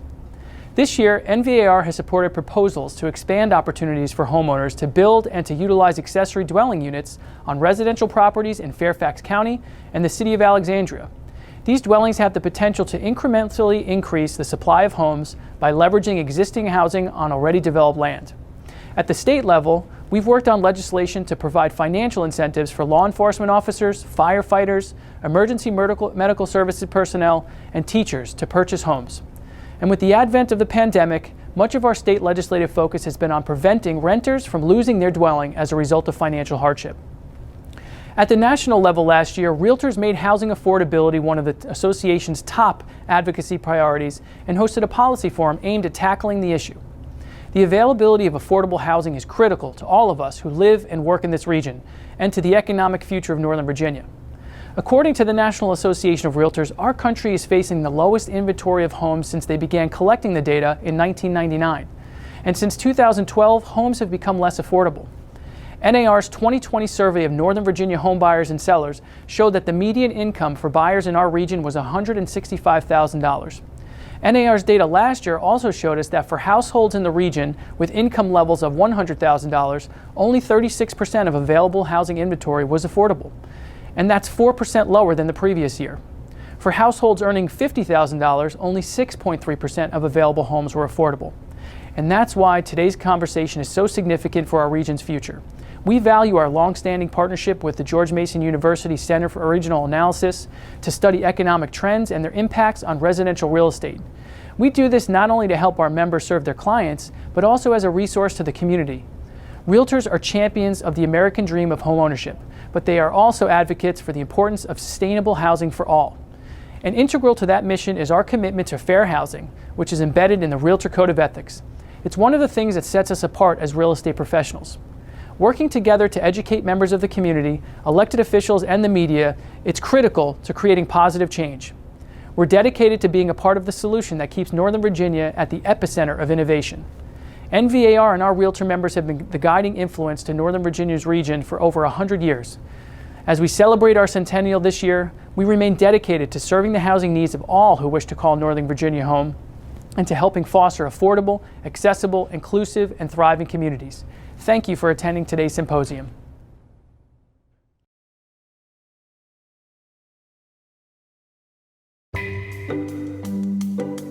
Great schools, jobs, and entertainment make Fairfax County an excellent place to live, work, play, and raise a family. And guess what? The word is out. Our community is home to more than 1 million residents, and our growing economy is bringing in more opportunities for jobs at every level of the income spectrum. Fairfax County's housing market has reached a pivotal crossroads in providing homes that are affordable for residents at all income levels, but especially for households with lower to moderate incomes. So, what does it mean to have a home that is affordable? In general, having an affordable home means you have enough income to pay your housing expenses and still have enough money left over to provide for your basic needs like food, clothing, and medical care. Ideally, your housing expenses should not exceed 30% of your income. With the average rent in Fairfax County costing about $1,877, this means that households need to earn an average of about $75,000 per year to live in an affordable home. For many essential workers in our community, like teachers, store clerks, restaurant workers, and childcare providers, the average cost of housing in the county is simply out of reach. Why is affordable housing so important? Well, today, in Fairfax County, about 1 in 5 renters spend more than 50% of their income on housing costs. And as rents continue to rise faster than income, workers have fewer and fewer opportunities to find housing here, pushing them and their families out of the communities where they work. Every resident needs a decent, safe, and affordable home. Affordable homes provide a platform for everyone to achieve their fullest potential, and they help us to become the kind of community we want to be, one Fairfax. How does Fairfax County work to create more affordable housing opportunities? The Redevelopment and Housing Authority and the Department of Housing and Community Development work to enhance affordable housing opportunities in three main ways. We build new and rehabilitate existing affordable homes. We invest local, state, and federal funds to help finance private and nonprofit new construction or rehabilitation of affordable homes. We implement policies to encourage the inclusion of affordable homes in market rate developments. Affordable homes look just like all the types of housing we have. They can be townhouses, single-family homes, manufactured homes, or even multifamily apartment buildings. The bottom line is that we need more homes that are affordable to sustain our growing economy and workforce. With continued community support, we can make sure that everyone has the opportunity to have a safe and decent place to call home in Fairfax County.